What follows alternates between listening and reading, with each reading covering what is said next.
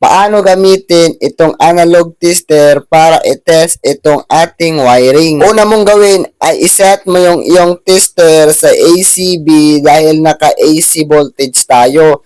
Iset mo ito sa 250. And after that, ay check muna natin itong ating load side kung meron bang pumapasok na kuryente. And as you can see, tama naman, meron siyang kuryente na pumapasok dahil nagre-read yung ating tester. Meron tayong reading na 200 volts sa ngayon. Now, check natin yung ating outlet kung tama ba yung ating connection galing sa ating load side. So, ang gawin lang natin, ipasok natin yung dalawang test probe doon sa butas ng ating outlet. And ayan, as you can see, tama yung ating wirings at meron siyang reading na 200 volts. So, ganun lang kadali para malaman mo kung tama yung wirings na ginawa mo. Follow for more.